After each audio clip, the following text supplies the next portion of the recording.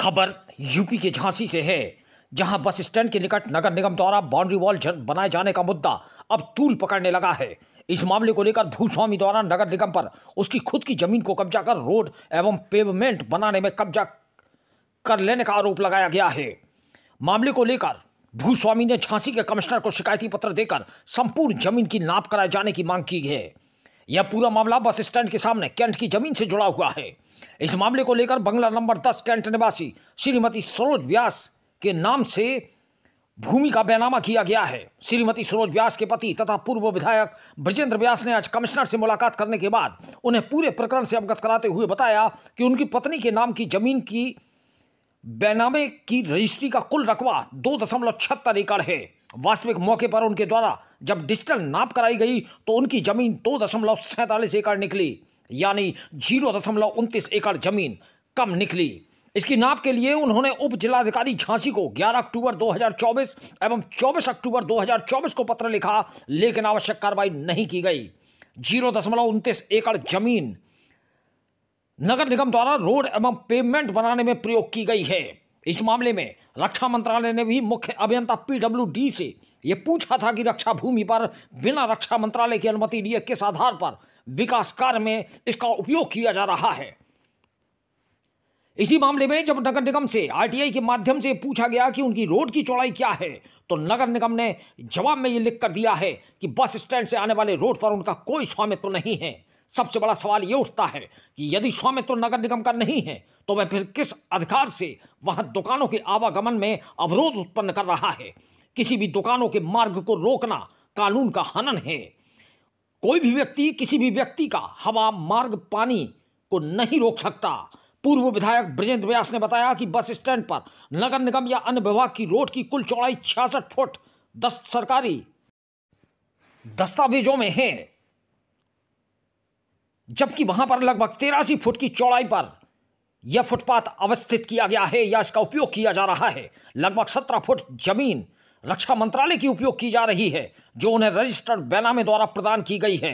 प्रार्थना पत्र में मौके की वास्तविक नाप कराए जाने की मांग की गई है, ताकि दूध का दूध और पानी का पानी हो सके। यह भी कहा गया है कि तब तक किसी भी तरह का निर्माण कार्य वहां पर पूरी तरह से अवैधानिक है, इसलिए उसे रोका जाना चाहिए। यदि इसके बाद भी कोई कार्रवाई नहीं होती है तो फिर न्यायालय का दरवाजा खटखटाया जाएगा। झांसी से दीप न्यूज के लिए दीपक चंदेल की रिपोर्ट। एक्चुअली हमारी ज़मीन है 2 एकड़ 76 डिसमिल। मेरी ज़मीन ऑलरेडी 29 डिसमिल शॉर्ट हुई है, जो कि हमने नाप कराई है, तो हमारी ज़मीन 29 डिसमिल शॉर्ट है। रोड की हमने जब चौड़ाई मांगी नगर निगम से कि भाई आपका रोड जो है वो कितना है, उसकी चौड़ाई कितनी है, तो उन्होंने लिखा कि हमारा कोई स्वामित्व नहीं है उस रोड पर। जब नगर निगम का उस रोड पर स्वामित्व नहीं था तो वहाँ इंटरफियर करने का उसको क्या अधिकार। मेरा विषय केवल ये है कि हमारी ज़मीन का मापन हो।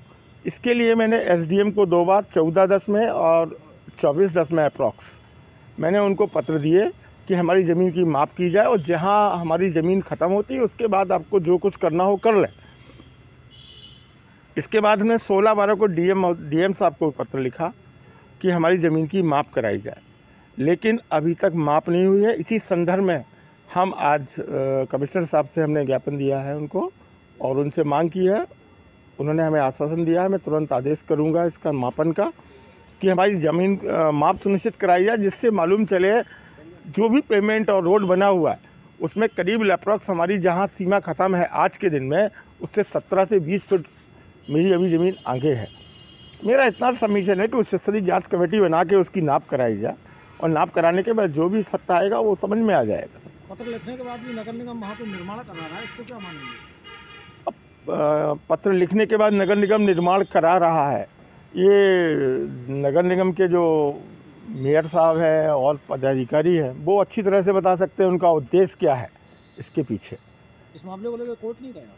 कोर्ट हमारे वकील साहब तो सलाह यही दे रहे हैं कोर्ट जाइए, हम लोग उस पर विचार करके उस पर निर्णय लेंगे बहुत जल्दी। नगर आयुक्त से भी तो आपकी बात हुई थी क्या? नगर आयुक्त से हमारी बात हुई है। नगर आयुक्त बहुत अच्छे आदमी हैं, भले आदमी हैं, और वो जो बात कर रहे थे वो तथ्यात्मक बातें कर रहे थे और हमारे उनके बीच में कोई बहुत ज़्यादा दिक्कत नहीं है, क्योंकि वो सुलझाने वाले व्यक्ति हैं, कोई चीज़ को विवादित नहीं करना चाहते हैं, तो उनके कारण ही ये मामला बहुत हद तक सॉर्ट हुआ है। अदरवाइज़ अभी तक तो ये मामला जो आप कह रहे हैं कोर्ट का, वो कोर्ट भी जा सकता था। नहीं, तो इसके बाद भी ये सब हो रहा है कि आपके कमिश्नर के यहाँ आना पड़ा है। हम तो केवल नाप कराने की मांग कर रहे हैं।